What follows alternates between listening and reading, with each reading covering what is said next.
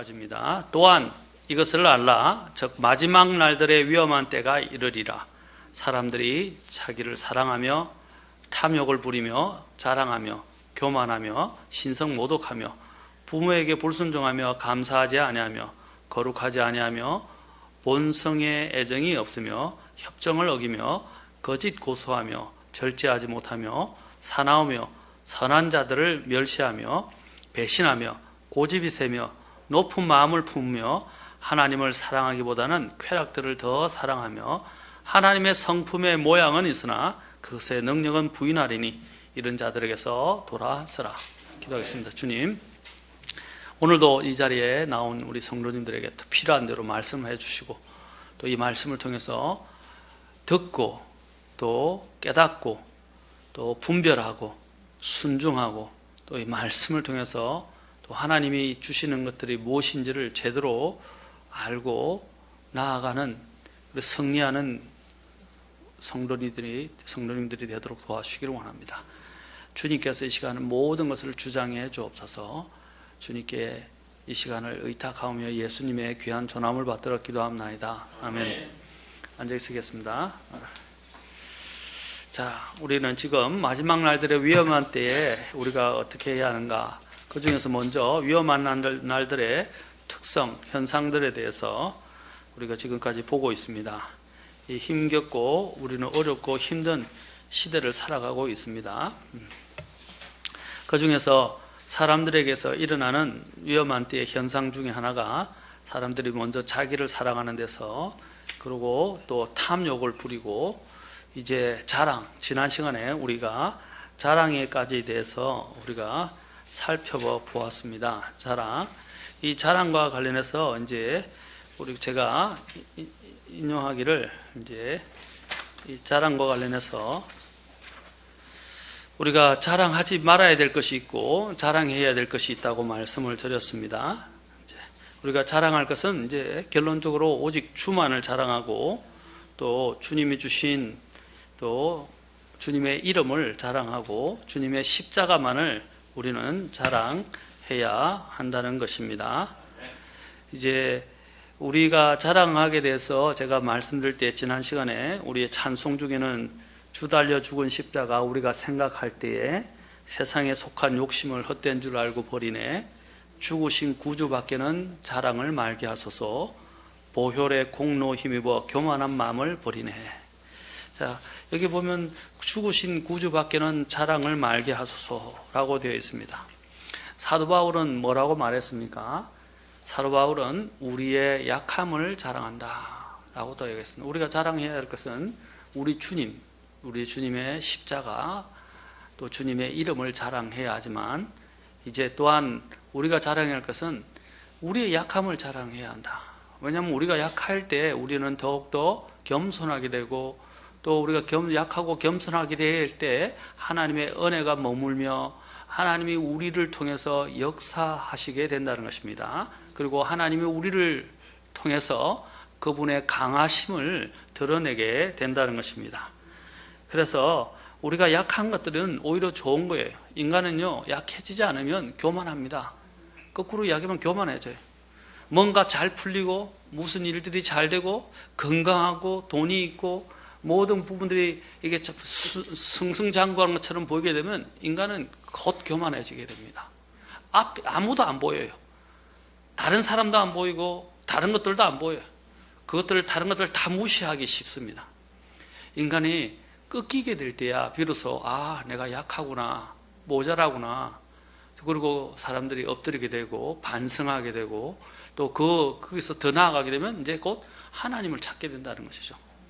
여러분, 약한다는 그것이 부끄러운 일이 아닙니다. 우리 그리스도인들은 약할 때 정말로 강하신 주님을 붙들 수 있고 주님을 의지할 수 있고 또 이 약할 때 이 강함 가운데 있다가 이렇게 부러지는 것이 오히려 하나님을 더 신뢰할 수 있도록 만들어주는 하나님의 친절한 하나님의 안내, 하나의 친절한 하나의 도구다고 이야기할 수 있을 것입니다. 우리의 약함이 일시적인 고통이나 슬픔이 될 수는 있습니다. 그러나 우리의 이 약함을 통해서 하나님은 얼마나 놀라운 일을 하실 수 있는지 우리는 사도 바울을 통해서 우리는 배우게 됩니다.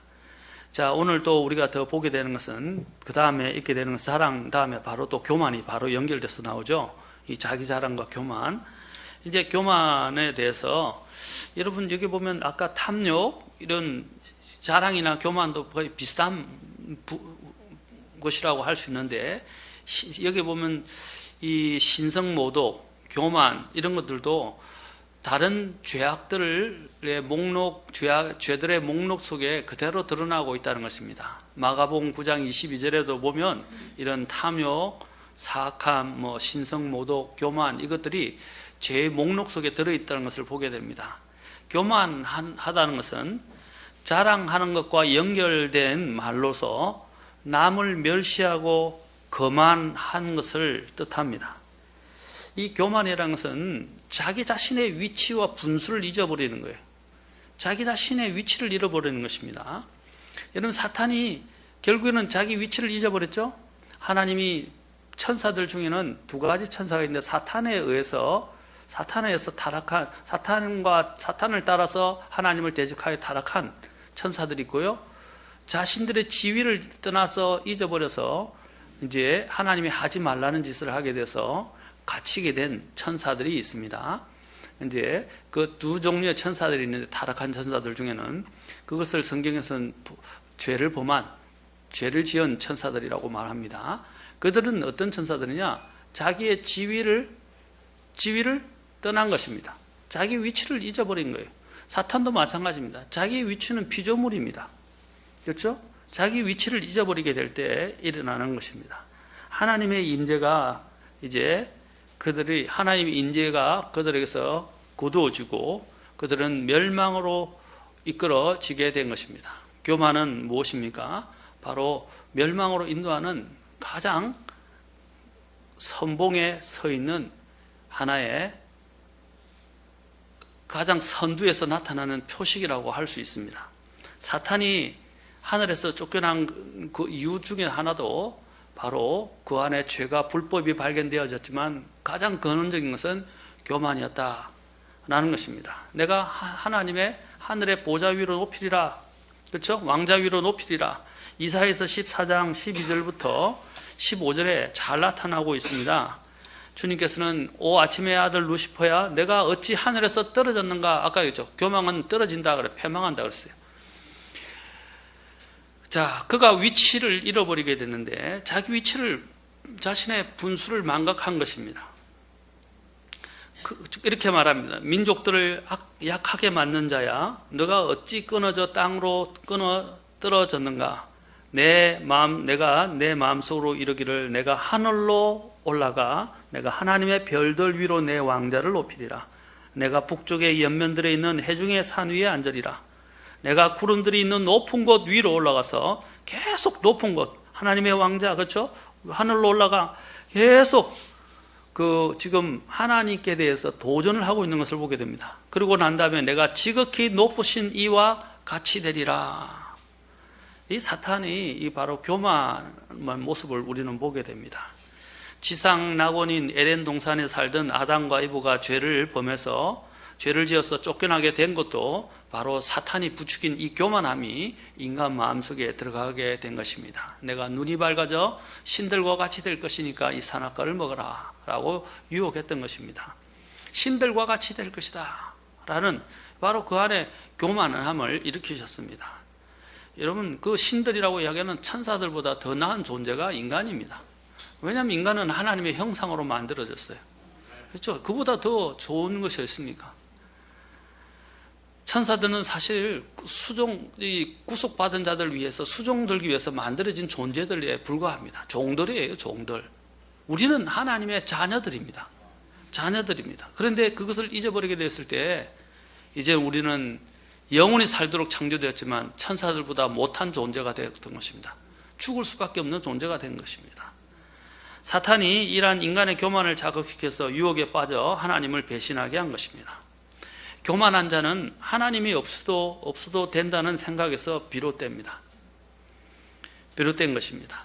그리고 하나님을 필요로 하지 않습니다. 그리고 더 나아가서는 하나님을 대적하게 된다는 것입니다. 인간의 일부가 뱀의 말을 듣고 신들과 같이 되어보겠다는 교만한 마음이 생겨서 하나님만을 의존했던 그 마음이 부패하게 된 것이라고 말하고 있습니다. 그래서 사탄이 속삭이는 속임수에 넘어가서 참되고 영원한 행복이 무너지고 말았던 것입니다. 인간의 저주와 불행은 바로 이 교만에서 생긴 것이라고 볼 수 있습니다. 교만이 하나님과 관계를 깨뜨리게 되었고 에덴 동산에서 쫓겨나게 되었으며 인간이 누리는 모든 복과 특권을 빼앗기게 되었고 결국에는 또한 평안을 잃게 되었습니다. 인간이 겪는 모든 우리의 이 죄악의 근원에는 뭐가 있습니까? 바로 이 교만이 있다는 것입니다. 다시 말해서 하나님이 없어도 된다는 생각이에요. 하나님이 없어도 된다는 것이 그 믿지 않는 자들에 대한 하나님께서 믿음과 관련해서 주님께서 말했어요. 의에 대하여, 그렇죠? 주님께서 세 가지에 대해서 이야기해요. 성령께서 오시면 세 가지를 가지고 심판하신다고 그래서 죄에 대하여, 의에 대하여, 심판에 대하여, 그렇죠? 주님께서 이제 꾸짖으신다라고 하셨는데 그 중에서 죄에 대하여라면 뭐가 죄라고 했어요? 하나님을 믿지 않는 거죠. 하나님을 믿지 않느냐는 것이라고. 믿지 않는 게 뭡니까? 교만함입니다. 하나님 없이도 된다는 거예요. 이 인간은 하나님 없이 살 수 없습니다. 그리고 하나님 없이는 영원히 이 복락을 누릴 수도 없습니다. 왜냐하면 하나님은 근원자이십니다. 모든 것들의 원천자이십니다. 우리가 어떻게 원천자를 버리고 살아갈 수 있습니까? 잠언 16장 18절에서는 멸망에 앞서 교만이 나가고 잘 아는 말씀이죠. 넘어짐에 앞서 거만한 영이 있느니라. 항상 멸망에 하는 사람들은 교만함이에요. 제가 이제 이 목회 오래 활동하면서 목사님들이 다 공통되게 이야기하시지만 저도 목회를 오래 하면서 보게 된 대표적인 경우가 뭐냐면 사람들이 나는 할 수 있다고 생각하는 거예요. 나는 이제는 더 이상 죄악을 짓지 않을 수 있다라고 생각을 합니다. 나는 이 정도 수준이 되었고 그래서 저는 경고합니다. 그렇게 생각하지 마십시오. 그렇게 자신 만만하지 마십시오. 호언장담하지 마십시오. 당신은 언제 넘어질지 모릅니다. 사탄이 만약에 당신이 그렇게 주장하게 될 때 어느 틈새를 타서 당신에게 들어와서 당신을 공격하는지 당신을 무너뜨린지 알 수 없습니다. 그냥 주님 앞에 엎드리고 주님을 붙드십시오. 어떤 사람이 술을 끊었어요. 그리고 나쁜 친구들을 끊었어요. 이제는 좀 믿음이 세워지고 말씀을 듣고 하니까 깨어지게 되고 해서 이렇게 이야기합니다. 나는 이제는 술 안 먹을 자신이 있어. 그 다음에 나는 또 나쁜 친구들을 안 만날 자신이 있어. 이제 친구들 만나러 가니까 어떻게 친구들한테 끌려가지고 이제 다시 술을 마시게 되고 또 친구들한테 끌려가가지고 해서는 안 될 짓을 하게 되고요. 자기는 그렇게 안 할 자신이 있다고 했는데 결국은 친구들 만나서 다 모든 게 무너지니까 이제는 어떻게 했냐면 더 이상 계속해서 민망하니까 주님을 따르기보다는 그들과 합류하게 되더라고요. 그래서 인생을 망친 사람들을 보았습니다. 저는 여러 번 경고했습니다. 형제는 그렇게 하면 안 됩니다. 그러나 말을 안 듣더라고요. 제가 교회 목회하면서도 가지 말라, 이사하지 말라, 이렇게 하지 말라라고. 왜냐하면 눈에 보이거든요. 눈에 보입니다. 앞으로 어떻게 될지, 영적으로 어떤 흐름과 과정을 가지고 가게 될지 그것을 추구하지 마십시오. 그렇게 이사하면서 주님을 떠나가지 마십시오. 여러 번 경고했는데도 불구하고 말을 안 들어요. 그리고 결국에는 자기는 된다는 거예요. 그리고 결국에는 자기가 원하는 대로 했는데 어떤 결과가 빚어졌습니까? 주님을 떠나게 됩니다. 주님을 제대로 섬기지도 못하게 됩니다. 그러면 이제 결국 그 안에는 죄책감만 있게 되거나 양심이 마비되게 됩니다. 이 호언장담에서 나온 거예요. 자기는 할 수 있다고 생각하는 거예요. 그는 큰 교만입니다. 우리는 언제나 주님께 가까이 붙어 있어야 됩니다. 주님의 사람들, 주님의 교회에 가까이 있어야 됩니다. 교회는 하나의 울타리예요. 울타리. 울타리는 뭡니까? 울타리는 뭐예요? 위험으로부터 지켜주는 거예요. 솔로몬의 주랑에 보면 난간을 만들려고 그랬어요. 난간. 이 난간이 뭐죠?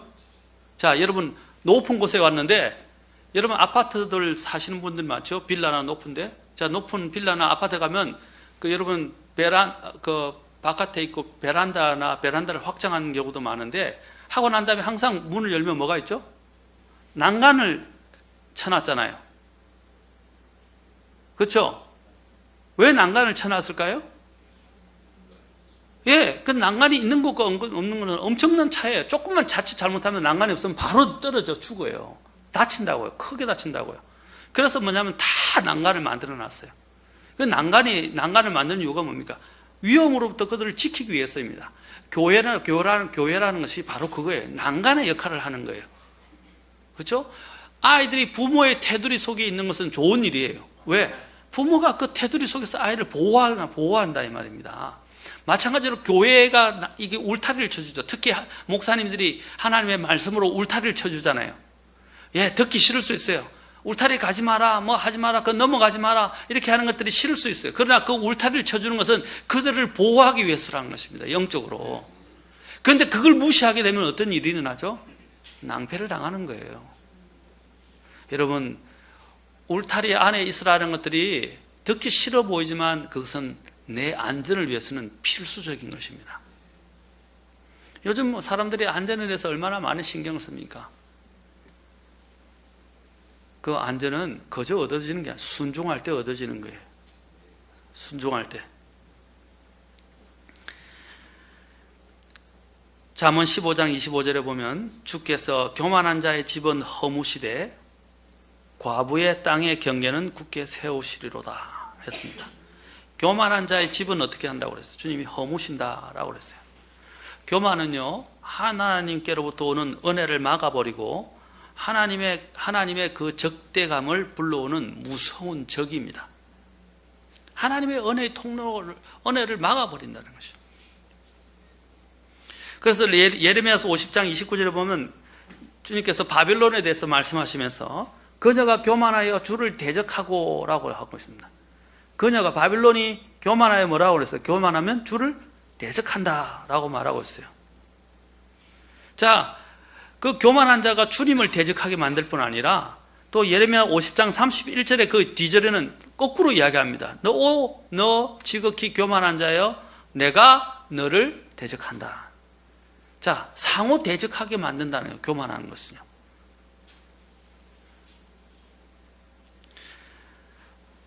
토마스 아 캠피스 여러분 잘 아시죠? 그리스도를 본받아 하는 것은 굉장히 많이 팔린 책입니다.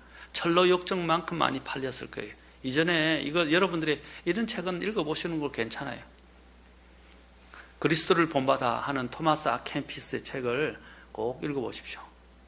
또 책 중에 소설화돼서 만든 책인데 그 저자를 잃어버렸는데 그리스도라면 예수님이라면 어떻게 하셨을까 하는 책이 있어요. 그런 책도 한번 읽어보세요.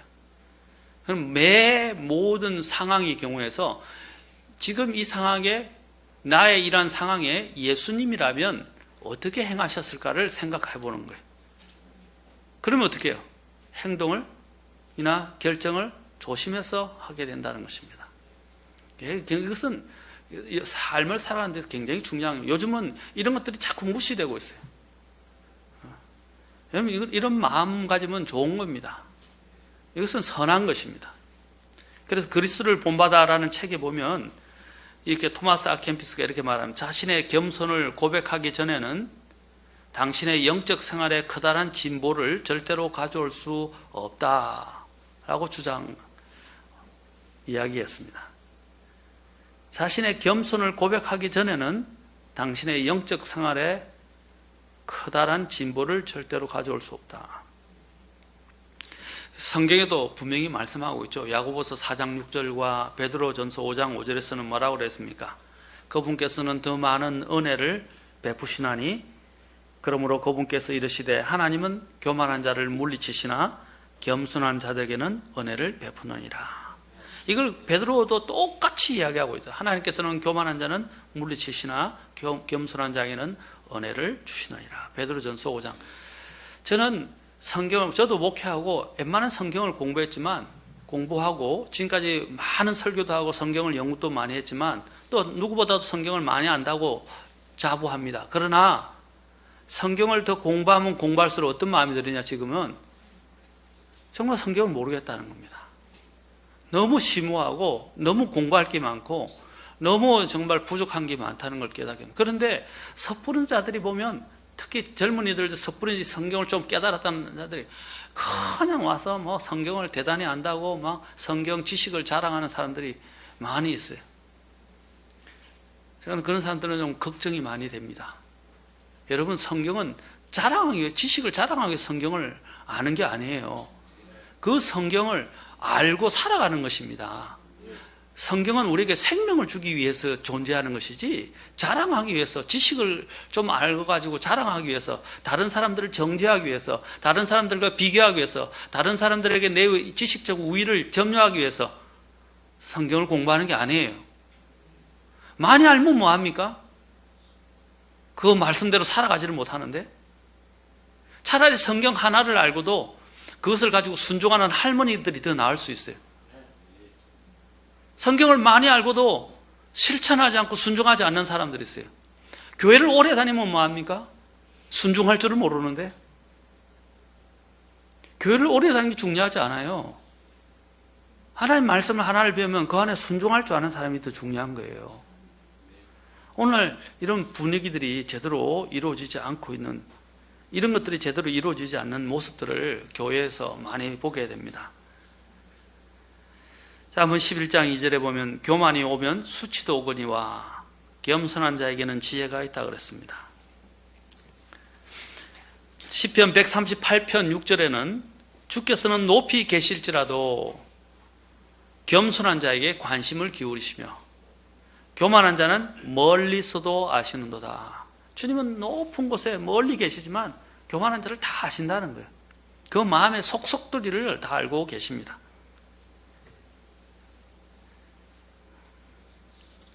잠언 16장 19절에서는 자기를 낮추는 자와 함께 겸손한 영을 갖는 것이 교만한 자와 함께 노량물을 나누는 것보다 나으니라 라고 말하고 있습니다.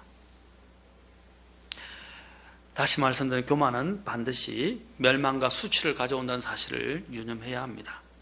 그 당시는 그것이 당장 일어나지 않을지 모르지만 결론적으로는 하나님께서 그를 낮추실 것이고 그에게 수치를 가져올 것이고 나중에는 결국 그것도 계속되면 멸망으로 던져지게 될 것입니다. 신앙생활을 하는 가운데 넘어진 사람들을 보면 하나같이 거만한 영을 갖고 있어요. 교만한 자는 하나님이 물리치십니다. 교만 뒤에는 누가 있습니까? 마귀가 항상 있어요. 교만한 사람을 마귀의 정죄에 빠지게 만듭니다. 그래서 베드로전서 5장 8절과 9절에서 사도 베드로가 이렇게 말합니다. 정신을 차리라, 깨어있으라. 너희 대적 마귀가 울부짖는 사자같이 누르다니며 삼킬 자를 찾는다. 그러면 뭐라고 그랬어요? 그 뒤에 이 깨어있으라 이야기하면서 믿음에 굳게 서서 그를 대적하라. 아까 그 5장 앞에 5, 6절에서 뭘 말하고 있었어요? 5, 6절에서 겸손하라고 말하고 있어요. 겸손을 하면서 갑자기 또 베드로가 계속해서 연이어서 5장 8, 9절에서 뭘 말합니까? 대적 마귀에 대해서 이야기를 하고 있어요. 무슨 말입니까? 교만한 자의 뒤에는 마귀가 있다는 것입니다. 마귀가.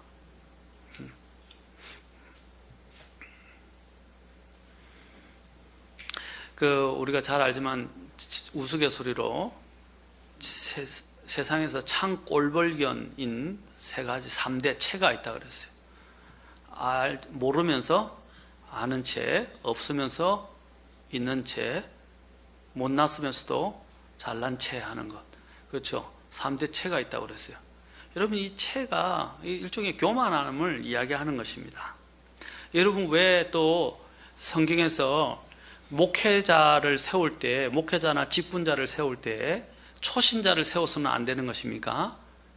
바로 여기 성경에서 분명하게 말하고 있습니다. 특히 목회자에 대해서 초신자는 아니되나니 라고 말했어요. 디모데전서 3장 6절에서. 그러면서 말합니다. 이것은 그가 교만으로 높아져서 마귀의 정죄에 빠지지 않게 하려 함이라. 교만은 높아지는데 그 뒤에 누가 있다고 말하고 있어요? 마귀가 있다고 이야기를 하고 있지 않습니까? 마귀가. 자, 어느 목사님의 간증을 제가 재밌는 간증을 이제 읽어드리고 이제 정리를 하도록 하겠습니다. 어느 목사님의 간증에서 어느 날 설교를 마치고 내려오는데 그날 따라서 자신의 설교를 스스로 생각해도 참 잘했다, 참 설교를 잘했다라고 생각하고 내려왔다고 합니다. 근데 예배가 마쳐지고 교회 현관에서 이제 성도들과 인사를 나누는데 한 이제 여성로가 목사님 오늘 설교 참 은혜 많이 받았습니다. 이렇게 인사를 하는 것이었습니다. 그럼 목사님들은 대개 다 이 성도들이 이렇게 목사님에게 와서 목사님 설교에서 은혜를 많이 받았다는 말을 들으면 굉장히 마음이 고무되고 사실은 큰 힘이 되기도 합니다. 그러나 이제 이 목사님이 이렇게 말했습니다. 그렇지 않아도요, 설교를 마치니까 마귀가 오늘 너 설교 참 잘했다라고 하더라고요. 그래서 칭찬을 통해서 바로 그렇게 이야기를 했는데, 이 바로 이 칭찬을 통해서 인간은 교만하게 될 수 있다는 것입니다. 이 교만이 문제가 되는 것이 이로 인해서 개인뿐 아니라 전체 다른 사람에게도 피해를 초래한다는 것입니다. 여러분, 이 교만한 것 중에 하나가 불순종입니다. 불순종은 뭡니까? 나는 당신 간섭 안 받겠다라고 이야기하는 거예요. 하나님이 주신 권위에 대적하는 이 모든 것들도 다 교만입니다. 교만입니다.